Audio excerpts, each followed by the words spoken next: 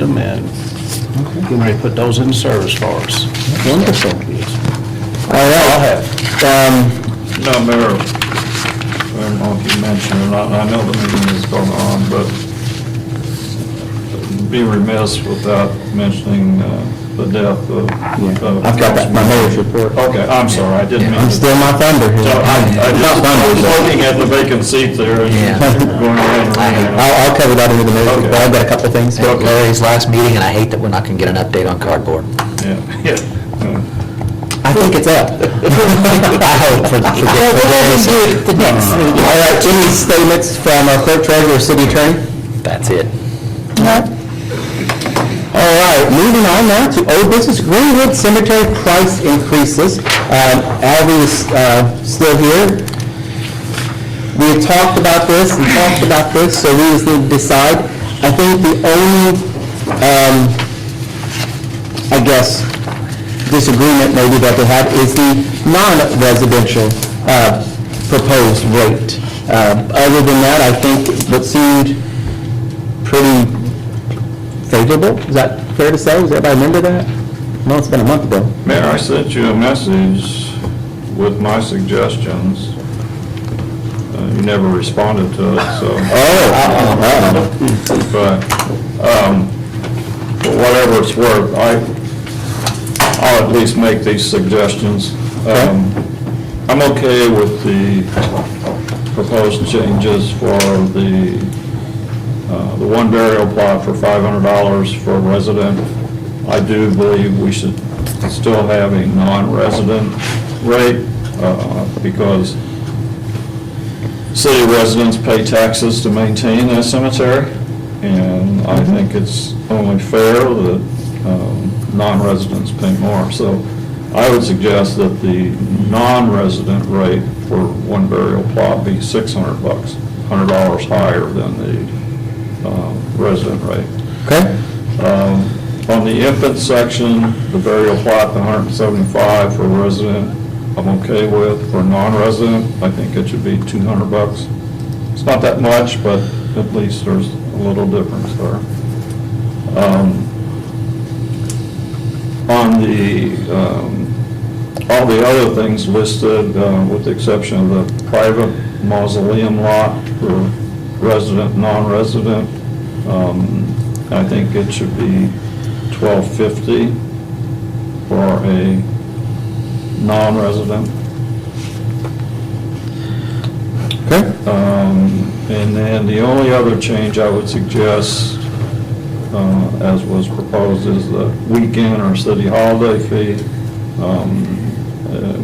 There was no increase recommended. I think that should be bumped up to $300. Which, these are really nominal changes. I mean, it's mainly keeping a difference in non-resident rates and the resident rates with a nominal change in the holiday pay. Council, what are your thoughts on That's that? just merely my suggestions, guys. So. I like those. You could agree with Larry on the non-residential rates and stuff? Yeah. Okay. And we will not do this, Yeah, I'd have to draft a proposed ordinance to make the changes, but if this is what I'm hoping, is that you hash out what I draft and then I draft it. I don't like the idea of drafting and then circulating it. That turns into... We would like to see these prices go into effect January 1. That is when... so we can do it at our 18th meeting. We could do a special council meeting. We're going to have one December 18th. Okay. They don't know that yet, but surprise. Surprise. Merry Christmas. And then one other thing that Albie had suggested was that we keep these prices the same for approximately 4 years, and then revisit it at that time, that they wouldn't be changing every year like we've been doing. Yeah. I think that's smart. I agree with that. Okay. Also. All right, so Jeff, you know what to write? If this is a consensus here, I can probably put something together. Okay. Well, we'll discuss this at our special council meeting December the 18th. then. Perfect. That won't be a very long meeting, just Oh, it's given... going to be on a water board meeting night. Correct. I'll have to stay to the city that night primarily, and any other business at Pawnee. There's several things coming up that, on council that I'll have, yes. Did you bring the holiday schedule? Excuse me. Yes, I did. Here it is. I can't. Okay. You have Our new business, item A, the 2024 holiday schedule. This is an executive order, so it does not require a vote. Executive Order 2023-1, I, Chris Kell, Mayor of the City of Tell City, Indiana, pursuant to Section 4.5 of the Personnel Policies Handbook, adopted Resolution 18-9 of the Tell City Board of Public Works and Safety on November 5th, 2018. Adopted an annual holiday schedule for the year 2024 for the City of Tell City, Indiana, its officials, and employees as follows. I hereby declare the holiday be observed by the City of Tell City are follows as for 2024. New Year's Day, which is January 1st, Martin Luther King Day, January 15th, Good Friday, March 29th, Primary Election Day, May the 7th, Memorial Day, May 27th, Independence Day, July 4th, Labor Day, September 2nd, General Election Day, November 5th, Veterans Day, November 11th, Thanksgiving Day, November 28th, Friday after Thanksgiving Day, November 29th, Christmas Eve, December 24th, and Christmas Day, 25th. Voting holidays and non-election years to be used at employees' discretion. Adopted by executive order pursuant to Indiana Code 34-4-5-6 by the mayor of the City of Tell City this 4th day of December 2023. Chris Kell, Mayor, attested by Connie Bowe, Clerk Treasurer. That requires no vote. Like I said, it's an executive order. So you pass that down to Connie. Next up is the... Is that what was in our packet that you gave us? No, that wasn't adopted, it was in your packet. I don't think there was any changes to it, so it should be fine, but I'll get you a fresh copy. Okay. A signed copy. Okay. How about that? That was just a draft. Okay. Ready funds, so Aaron could touch on this, and so could Jeff. Who do you want to drive this bus? You want Aaron? I will think about it. I just told Leah that I am so happy that she's here. I didn't think about it until we started talking about it, but Region 15 is our grant administrator for our Ready Fund. So Leah can provide any answers that I don't have. But essentially, this is the sub-grant agreement that the city needs to sign in exchange for the $600,000 for the sports complex. It is, you are kind of like the sub-recipient of our region.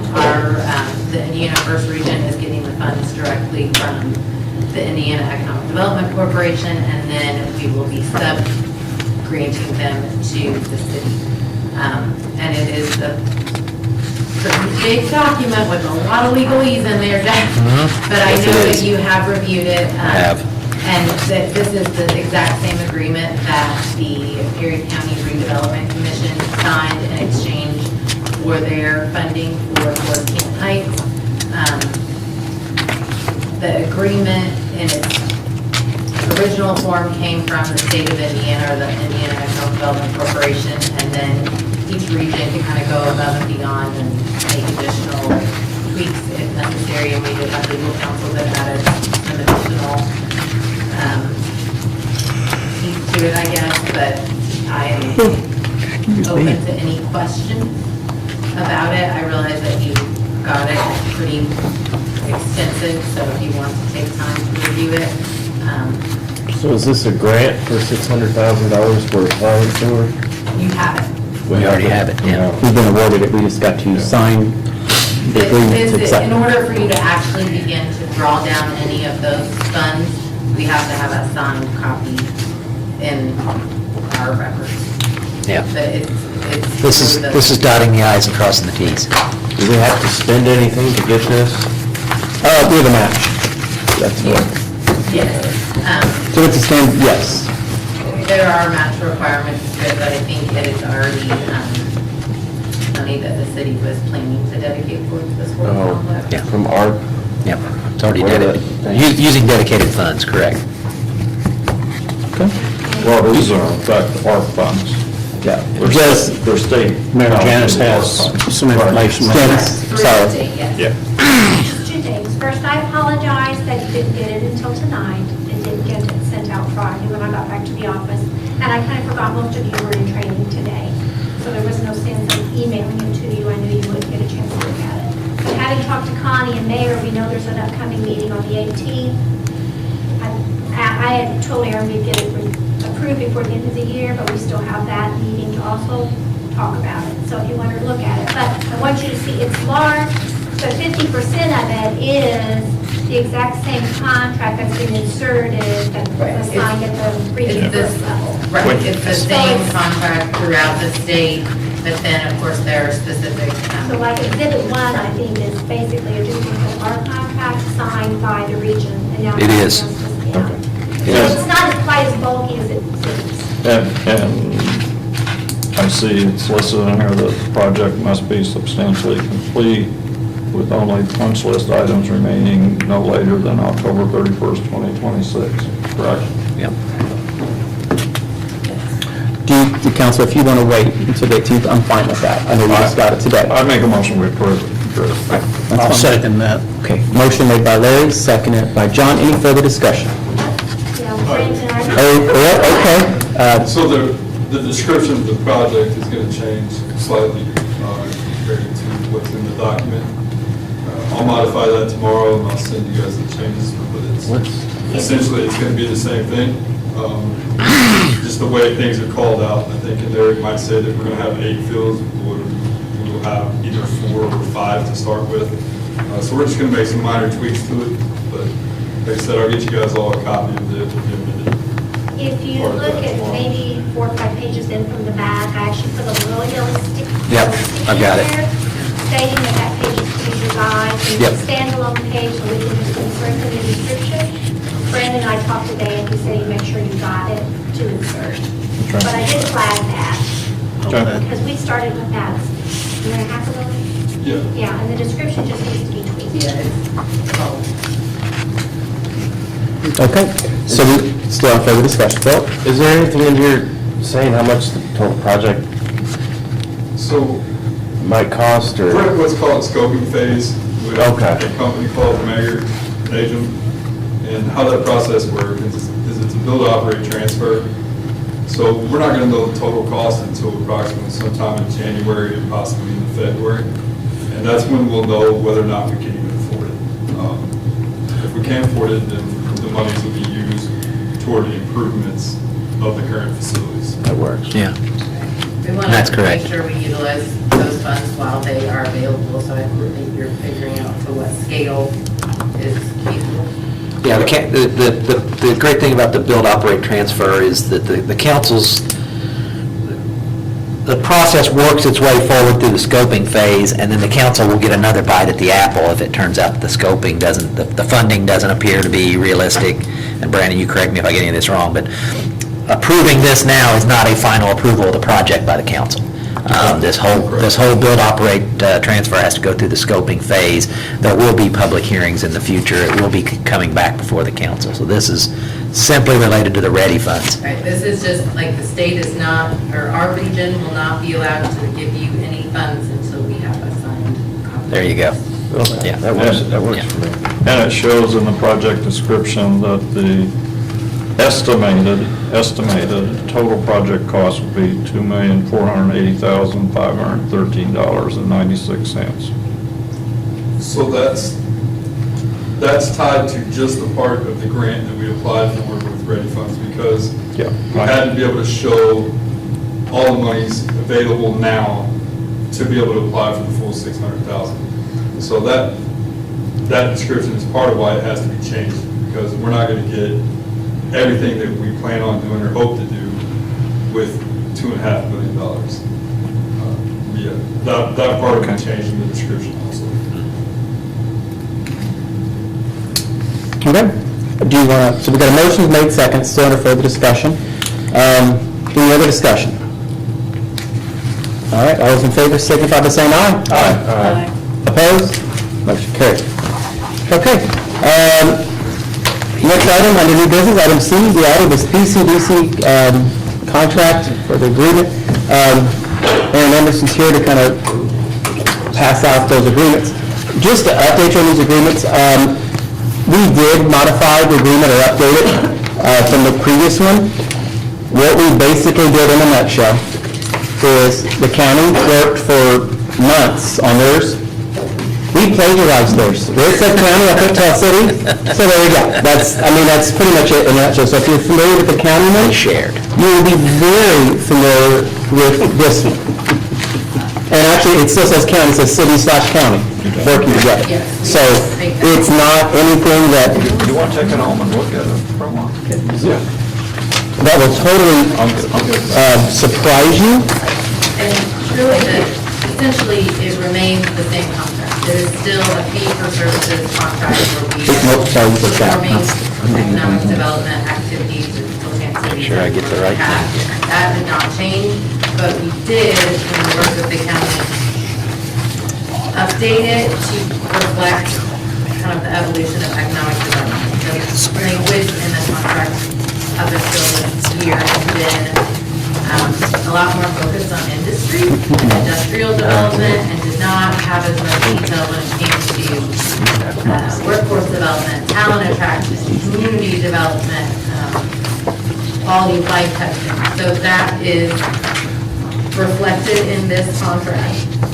And you will notice like where it says, it says existing business and industry, not just industry, because we aren't solely focused on industry alone. There is an addition of number 2, community housing needs, and that was something that the county really wanted included, and I think that is a good idea for inclusion for any of our contracts, because we know that right now, housing is critical for our overall community and economic growth.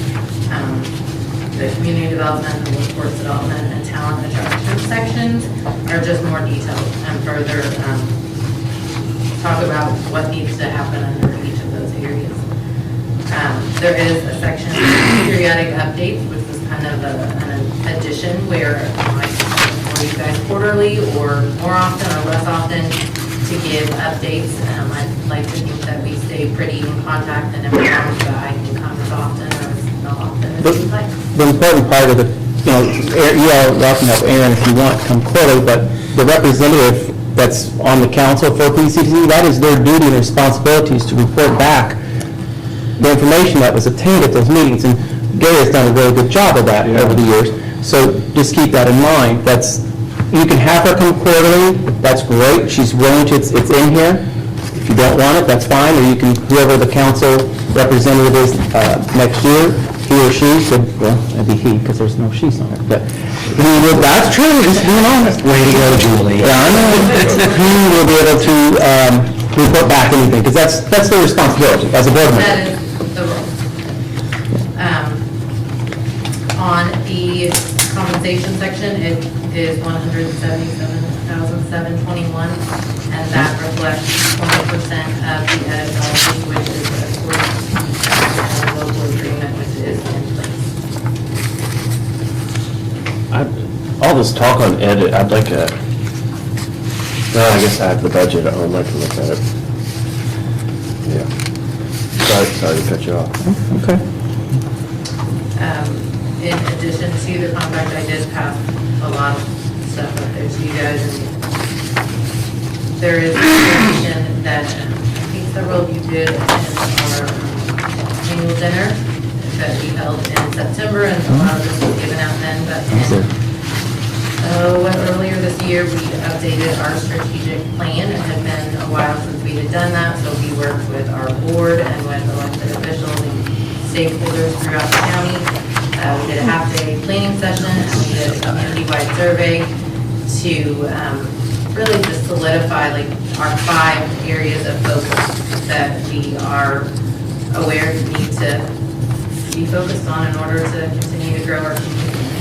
And they're both on the overview and also on this little handout, but those areas are business attraction, because we know that we can never just stop and not continue to grow and diversify. Business retention and expansion, because the needs and the opportunities of our existing businesses are extremely important, and we don't want to lose any of them.